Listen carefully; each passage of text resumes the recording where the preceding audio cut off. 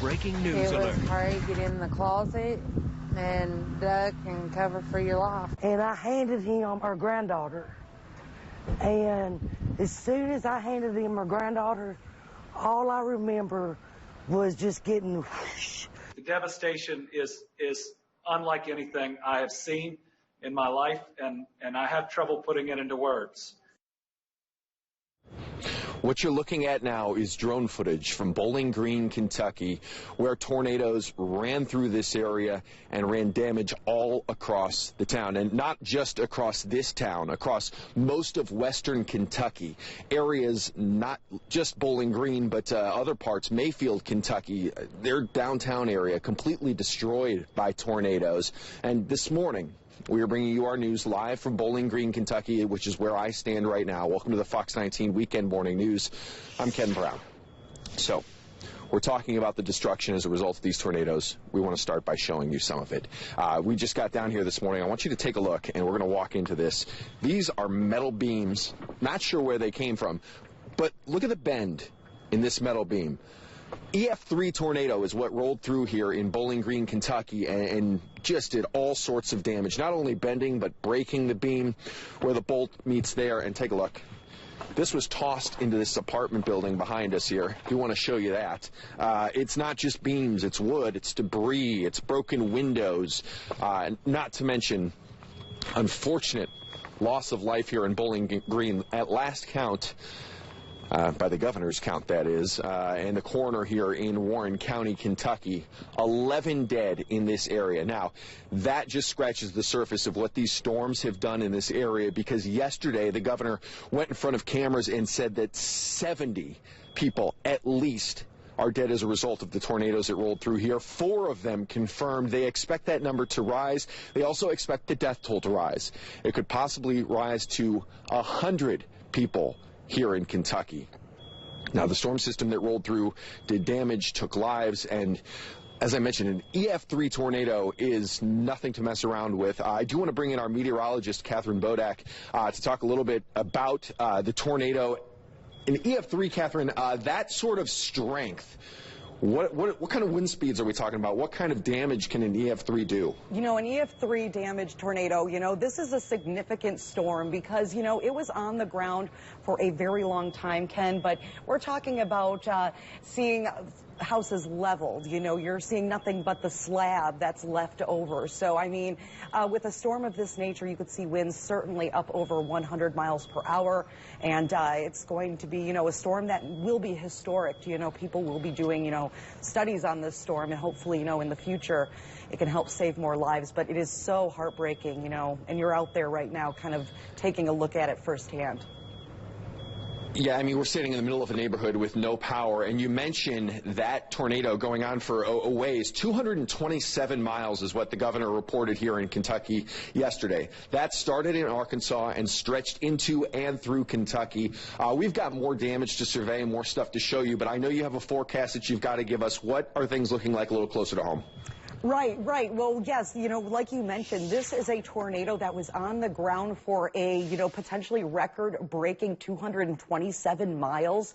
There were actually 4 tornadoes that touched down in this system, and one of them was potentially that record breaker there. Now, this could break a 96-year-old record that was set back in 1925 of about 219 miles. So you can see this would be record-breaking, and the storm surveys are still being conducted, and it's going to be several days, before they see, the official numbers, but this is what we're looking at so far. And again, this was a major system and potent storm that hit parts of western Kentucky. For us, we were on the northern fringes of it, and I can take you back about 24 hours where you can see, it was fairly quiet, but then those storms rolled in, and we were part of that system here. So as we see the storms approaching from the west, hopefully they roll on in here in just a bit. But yes, we are going to see later on today dry conditions close to home. We'll talk about those temperatures coming up. Let's send it back over to you. Yeah, that's right, Catherine. Thank you very much for that. We'll get more into your forecast coming up. Again, here in Bowling Green, Kentucky, live for you guys, surveying some of the damage. You see the apartment building behind me that we just showed you a moment ago. We've got a lot more to show you. I mean, we drove through a neighborhood completely without power, tree limbs down, power lines down. There's going to be a long road to recovery in this community, and we're not the first ones out here surveying damage for the station. Yesterday, Kendall Hyde came down and started surveying tornado damage in this area, and he spoke with people who were directly impacted. Yeah, if you look behind me, it's nothing but debris all over the place, and that's all a lot of these families have is just debris. A lot of them were devastated. They said what happened is they were told it was going to be a severe thunderstorm, and they were expecting a thunderstorm or hail at the worst. But what wound up happening is early Friday night, they wound up finding out this was going to be much worse than any thunderstorm. It was hurry, get in the closet and duck and cover for your life. Longtime resident Amanda Stacy says just looking at the devastation, it's hard to believe that this was once a lively community called home by many. My neighbors have sustained a tree over their house. My gutters are down. My pillars are blown off.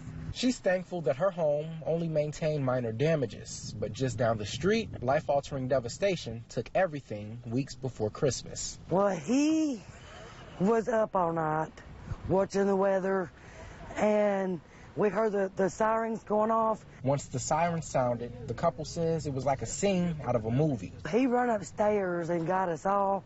We got my two daughters and her friend to the basement. Winds picked up as Angie Guathany and Deshaun Mary tried to get their entire family to the basement. And I handed him our granddaughter. And as soon as I handed him our granddaughter, all I remember was just getting whoosh. Strong winds and debris came flying through the couple's home and took Guathany off of her feet. It blew me, and I landed somewhere over here in the mud.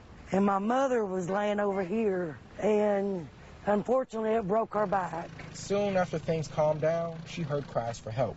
All I could hear was people saying, help me, and alarms going off. As you can see from the video, the tornado ripped through the family's three-story home, leaving just the remains of a basement. What is next for you all? Start over. Well, tonight, we're trying to get to the motel room. Can you work? Can you do can anything happen? No, he may can, but I don't even have any clothes. Yeah, I got to keep it rolling, man. Now,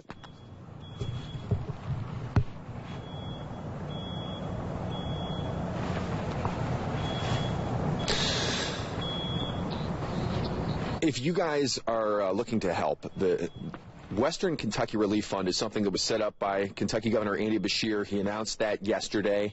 They are rolling with this. That's just one family that you heard from that's impacted by this. We've driven by numerous houses and businesses already down here who have been impacted and could certainly use some help. So if you scan the QR code on your screen, it'll take you right to the fund. If you're looking to donate, you're looking to help out, the Western Kentucky Relief Fund, that's the way to do it. So if you're looking to get involved and really just any help they can get down here, they will certainly take. So, hey, coming up, we've got a lot more to show you. As you can see, debris, damage, it's up and down the streets here in Bowling Green, Kentucky. We've got a lot more to discuss. And again, we'll take you through as much of this as we can. But for now, we're going to take it to break. We'll be right back.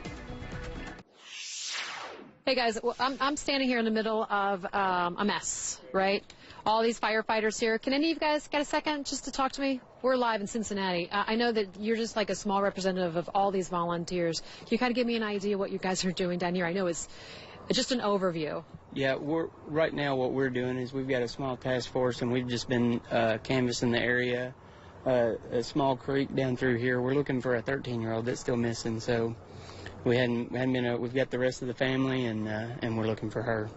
This area where you were, and this, it looks like it used to be a house. Yeah. And I was told that quite a few people died here. Yeah, I think 2 whole families here in these houses. Do you have any idea on the 13-year-old? I mean, how do you even search? Because you can see the direction that it touched down here, where you guys are looking at, and then it just kind of went that way, kind of in a in a path like that, and we've found the rest of them just in that general vicinity, and we got one more we're looking for. It's heartbreaking. Can you even deal with this? It's tough sometimes, but just a day at a time. Well, God bless you. Yeah. Take care. Thank Okay. you. Good luck. All right. So many volunteers here, and I know that so many people are at home. Even my kids' school sent out an email on how you can help.